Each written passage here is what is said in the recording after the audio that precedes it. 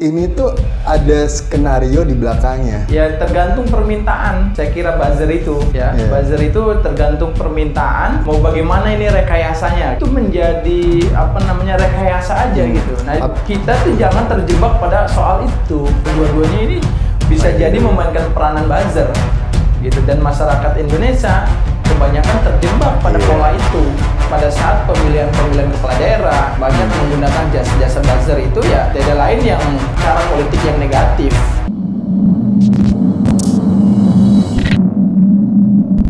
Assalamualaikum warahmatullahi wabarakatuh. Jadi selamat datang di channel Down to Earth ID. Masih bersama gue dengan Bang Kamal nih. Gimana kabarnya, Bung? Alhamdulillah. Jadi sehat. kita lebih eksklusif aja kali ini dengan background yang baru nih. Ini belum diotak-atik nih. Jadi mungkin kalau adsense lebih banyak, jadi lebih divariasi lagi ya. Saya memenuhi permintaan dari Mas aja. Nah kalau kemarin kan ini Mas ya, kita bahas tentang HMI, terus tentang kritikan juga pemerintah. Iya. Nah kali ini mungkin konten gue sedikit berbeda nih Mas, karena kan ngelihat emang anak-anak muda nih terkesan gue tuh opposite banget, oposisi banget. Padahal enggak. Kita tuh sebenarnya tuh ingin mengkritisi aja Mas, kita nggak pandang pilih. Nah sebenarnya Mas, gue tuh banyak juga ngundang anak-anak yang selalu mendukung Bapak Jokowi. Tapi gue bingung gitu, mereka tidak bisa hadir. Tidak bisa mengungkapkan dan cuman komentar. Nah maksud gue adalah gue ingin mencoba untuk membangun narasi gue ini bukan oposisi gitu loh. Kita mahasiswa yang ingin mengkritisi aja setiap kebijakan gitu Mas. Nah ini baru-baru kejadian nih Mas ya, dari kejadian Bintang Emon lah. Cuman ini berhubungan dengan buzzer nih Mas. Iya. Gue yakin Mas, ini tuh ada skenario di belakangnya. Bukan si Bintang Emon ini ya, tapi antara buzzer itu tidak semuanya itu mendukung pemerintah Mas. Iya. Pendapat lu kayak gimana Mas? Ya, perkembangan buzzer itu kan berkembang ketika era atau iklim politik itu berkembang pesat dan semakin terbuka dan praktek demokrasi itu berlangsung. Benar. Sehingga permintaan elit-elit politik ya atau oknum-oknum tertentu yang menggunakan jasa buzzer ini luar biasa meningkat ya, permintaan berkaitan itu karena berkaitan dengan citra politik individu atau lembaga tertentu atau instansi tertentu ya. Sehingga bagaimana ini bisa dipolarisasikan gitu, bagaimana konsumen dan produsen ibaratnya gitu kan, ya kan. Nah ini bagaimana mengemasnya aja, sehingga perlu ada seolah-olah ini dimainkan oleh publik, respon publik gitu kan, sehingga tercipta stigma-stigma. Nah sehingga itulah ya tergantung permintaan. Saya kira buzzer itu ya, buzzer itu tergantung permintaan. Mau bagaimana ini rekayasanya, kira-kira begitu, atau bagaimana mempolarisasinya gitu. Sehingga apalagi sekarang didukung dengan media sosial yang begitu pesat perkembangannya di Indonesia. Hampir semua ya, rata-rata masyarakat Indonesia itu mengkonsumsi media sosial. Benar, apalagi anak-anak kecil juga bocah-bocah udah bisa menggunakan itu Mas ya. Betul, itu menjadi tantangan ya bagi bangsa Indonesia bagaimana bijak dalam menyikapi persoalan-persoalan di media sosial. Tapi yang gue bingungin juga Mas ya, orang tuh gampang terpercaya. Jadi ketika buzzer nih banyak kerubunan dan nyerang suatu pihak, itu seolah-olah udah dipercaya. Seharusnya kan kita sebagai masyarakat itu harus memvalidasi ulang, harus melihat ulang. Nah ini tanggapannya gimana nih Mas kalau misalkan anak-anak yang udah gampang percaya gitu? Ya sekarang kan gini, harus langkah utama, yang paling utama itu ketika melihat persoalan-persoalan yang berkembang di media sosial, di pemberitaan gitu ya. Tentu kita harus melihat kondisinya terlebih dahulu dan tentu melihat persoalannya itu secara kritis ya. Melihat duduk permasalahannya itu harus kritis, harus objektif, dikaji samping kanan kirinya, sumber informasinya bagaimana gitu kan. Jangan kemudian ya ketika kita menerima informasi ya kita terjebak pada polarisasi buzzer-buzzer itu sehingga ya menjadi makanan kita gitu loh, ditelan mentah-mentah gitu, langsung kita merespon. Nah, sehingga perlu adanya daya pemikiran yang kritis ketika menilai sesuatu di pemberitaan atau perkembangan di media sosial. Karena kan gini, kita ketika melihat isu-isu atau fenomena atau rekayasa sosial yang dikemas oleh buzzer-buzzer itu, kita harus melihat otentitasnya, kita harus melihat kanan kirinya gitu loh. Jangan kemudian contoh misalkan ada peristiwa seolah-olah menyudutkan pemerintah. Buzzer kan berkembang tuh pesat ya kan, memainkan polarisasinya, strateginya, dia habis-habisan berkomentar ini itu ya kan, sehingga data-data juga dimunculkan mungkin. Nah, itu kan kita harus melihat apakah ini seolah-olah buatan dari pemerintah itu sendiri atau memang yang kontra terhadap pemerintah itu sendiri. Jadi itu menjadi rekayasa aja gitu. Nah, kita tuh jangan terjebak pada soal itu. Nah, disitulah fungsi kritis daya berpikir kita dalam menilai sesuatu permasalahan ya. Atau misalkan kayak yang viral si Bintang Emon ini bisa jadi dia menciptakan sendiri. Bisa jadi kemungkinan, karena kan kita tidak tahu ya atau tidak mempunyai data otentik buzzer itu sendiri. Ya, akibat dari kita tidak mempunyai basis real data ya terkait buzzer-buzzer itu bisa aja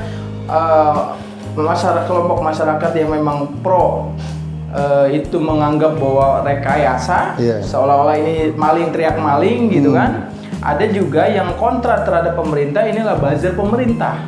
Atau bisa kemungkinan sendiri Bintang Emon itu juga menciptakan itu sendiri. Kan kita tidak tahu. Karena demi viral apapun dilakuin. Bisa jadi gitu. Karena untuk meningkatkan popularitas ya kan, menjalin tren yang viewernya tinggi gitu, itu kan rekayasa juga kan gitu. Di samping orang-orang tuh gampang terpercaya, Mas. Itu makanya. Jadi seolah ini walaupun belakangnya settingan, drama dan semacamnya, jadi terlihat begitu real, begitu nyata. Yang jelas kita jangan terjebak pada isu itu, bahkan menjadi korban atau mengkonsumsi matang-matang gitu ya. Jadi mengkonsumsi nelan begitu aja gitu informasi yang berkembang. Karena buzzer-buzzer ini kan berkembang nih. Benar. Ini katanya Bintang Emon diserang buzzer. Ya ini adalah buzzernya pemerintah atau oposisi.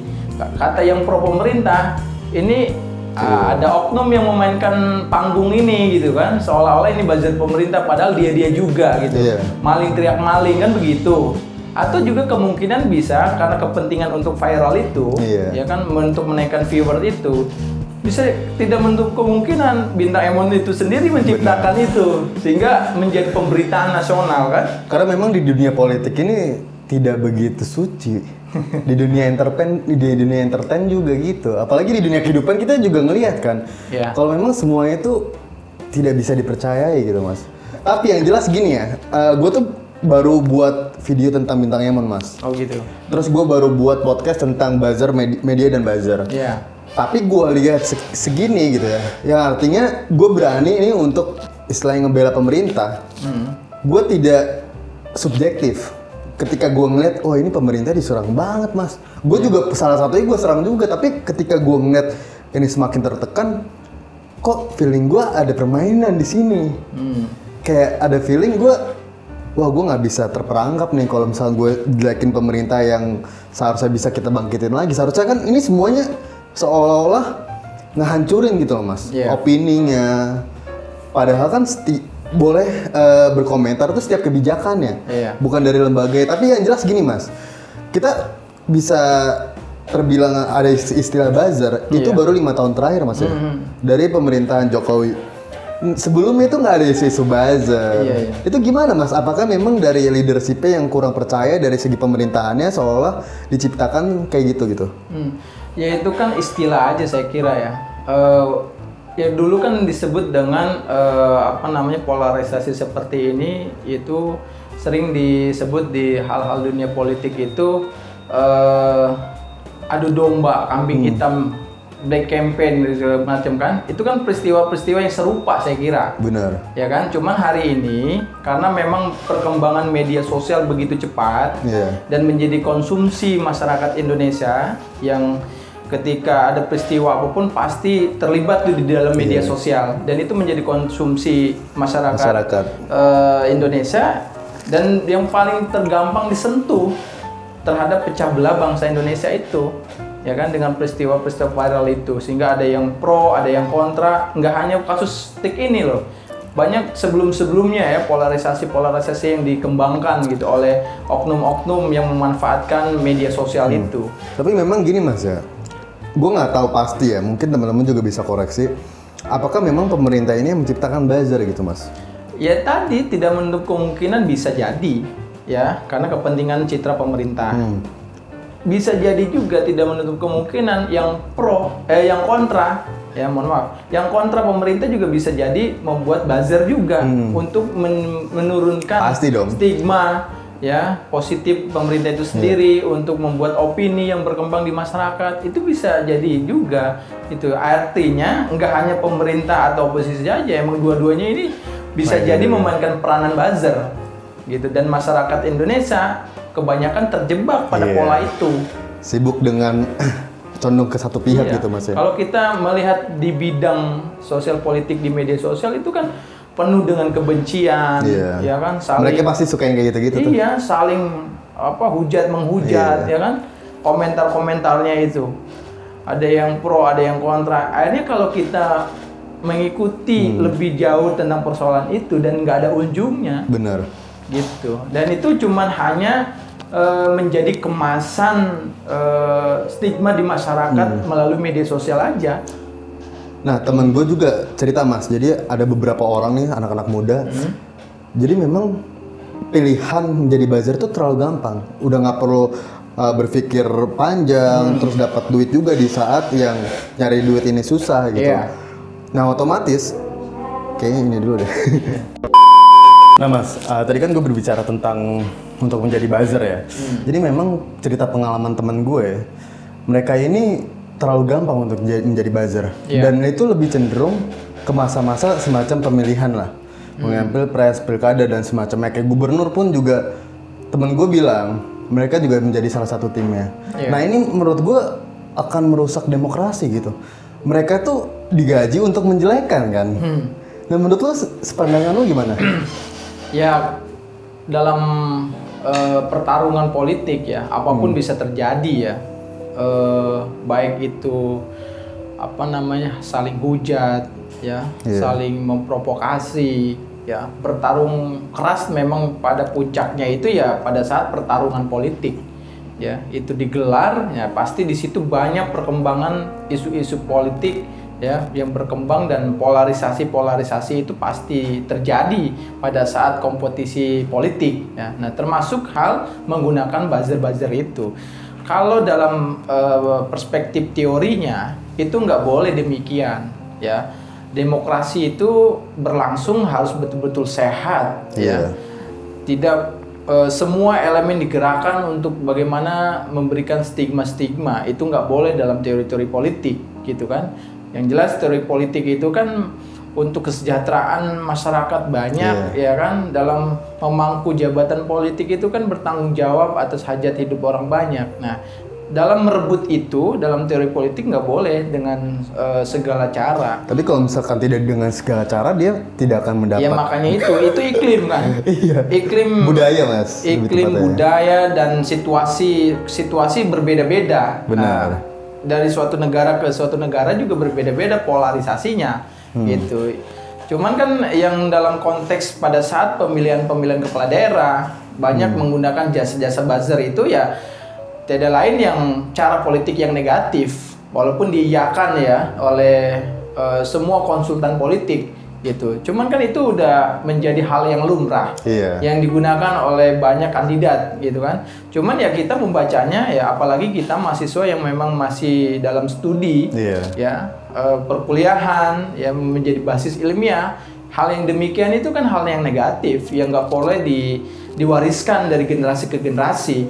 Kalau kita bisa menggunakan meraih kekuasaan itu dengan hal-hal yang positif, membangun bagaimana citra baik secara positif, itu kenapa harus menggunakan hal-hal yang negatif kan begitu.